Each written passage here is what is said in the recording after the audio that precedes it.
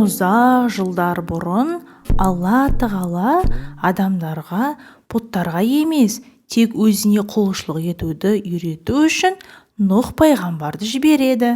Бірақ адамдар Нұх пайғамбарды тыңдамай, оны көрсе көздерін жұмып, құлақтарын бітеп алады екен. Нұх пайғамбар адамдарды 950 жыл бойы жақсылыққа шақырады. Әбден қиналған Нұх пайғамбар Алладан көмек сұрап дұға жасайды.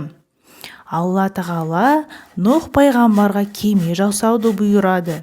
Өте аз адам ғана оны тыңдап көмек береді. Алла тағала Нұх пайғамбарға жануарлар мен құстарды жұп-жұбымен кемеге отырғыз дейді. Бәрі кемеге отырған соң Алла тағала топан су жібереді. Жаңбыр тоқтамай күн артынан күн жауа береді. Әлем үлкен теңіз секілді болады. Ал Нұх пайғамбарды тыңдамаған адамдар суға батып кетеді. Осы кезде Нұх пайғамбарға ілескендер кемеде аман қалады екен. Алла тағала жауынды тоқтатып, топан суды қайтарады. Сөйтіп, кеме аман есен тауға тоқтайды.